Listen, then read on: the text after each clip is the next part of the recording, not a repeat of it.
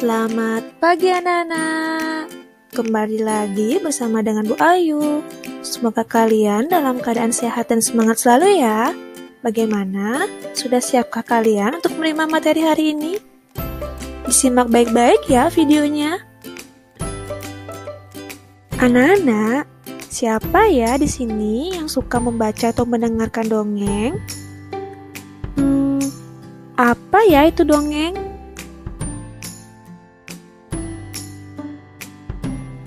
Pada hari ini kita akan belajar mengenai dongeng. Yuk kita simak materinya. Nah, dongeng adalah bentuk sastra lama yang bercerita tentang suatu kejadian, penuh khayalan atau fiksi, atau cerita yang tidak benar-benar terjadi dan bersifat menghibur yang disampaikan secara turun-menurun. Adapun ciri-ciri dongeng, pertama, mengandung nilai moral dan pendidikan, kedua, bersifat menghibur dan khayalan, ketiga, ceritanya singkat, keempat, alur ceritanya sederhana, dan kelima, karakter tokohnya tidak dijabarkan dengan detail. Struktur dongeng. Yang pertama ada pendahuluan, seperti pada zaman dahulu kala. Nah, kemudian yang kedua ada isi. Isi ini berisi kejadian-kejadiannya. Kemudian ketiga penutup, seperti pada akhirnya mereka hidup bahagia. Unsur intrinsik adalah unsur-unsur yang terdapat di dalam dongeng, seperti ada tema, latar atau setting, alur, tokoh, penokohan, amanat, atau pesan moral. Yang pertama, tema.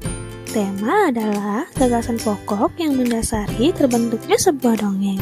Contohnya misalnya persahabatan, keluarga, dan sebagainya. Yang kedua, latar atau setting. Latar atau setting adalah tempat, waktu, dan suasana pada peristiwa yang terjadi dalam sebuah cerita dongeng. Contohnya, latar tempat di desa, latar waktu pagi hari, suasana menyenangkan. Yang ketiga, alur atau plot. Alur atau plot adalah jalan cerita atau rentetan peristiwa dalam sebuah cerita dongeng. Nah, di sini alur itu ada 3 jenis: alur maju, alur mundur, dan alur campuran. Yang keempat, tokoh. Tokoh adalah pelaku dalam sebuah cerita dongeng. Nah, tokoh ini contohnya seperti tokoh utama, tokoh pembantu atau figuran, tokoh protagonis, dan tokoh antagonis. Yang kelima, penokohan. Penokohan adalah karakter atau watak atau sifat dari tokoh dalam cerita, seperti rajin, malas, baik hati, sombong, dan sebagainya. Yang keenam, amanat atau pesan moral. Amanat atau pesan moral adalah pesan yang ingin disampaikan oleh penulis dalam sebuah cerita dongeng. Jenis-jenis dongeng. Yang pertama ada mite atau mitos, yang kedua ada sage, yang ketiga ada fabel, yang keempat ada legenda, dan yang kelima ada cerita jenaka.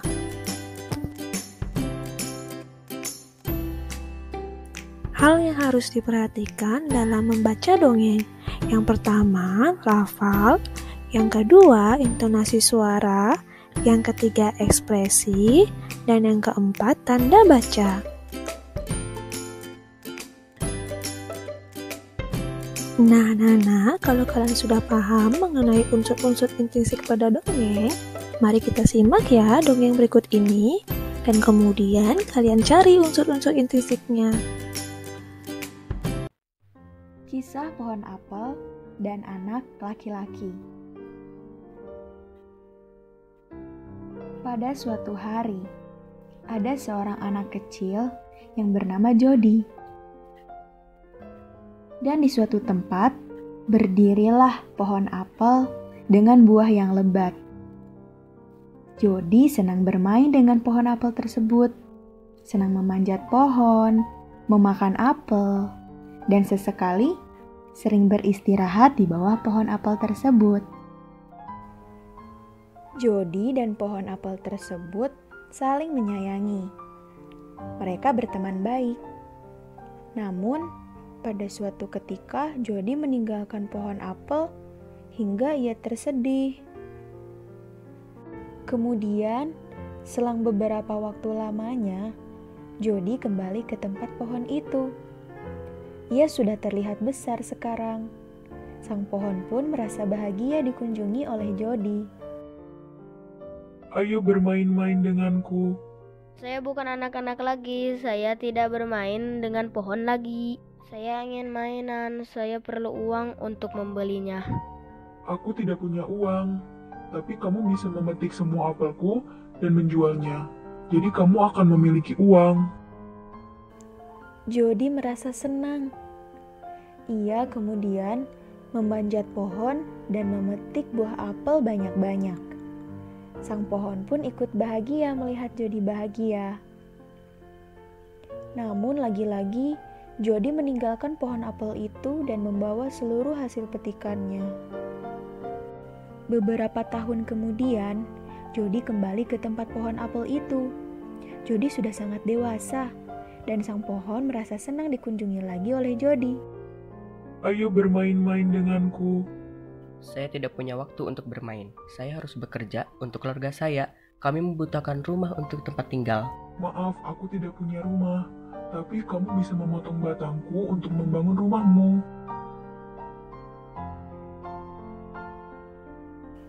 Kemudian, Jody dewasa memotong semua cabang pohon dan pergi dengan gembira, mengambil semua batang pohon apel tersebut.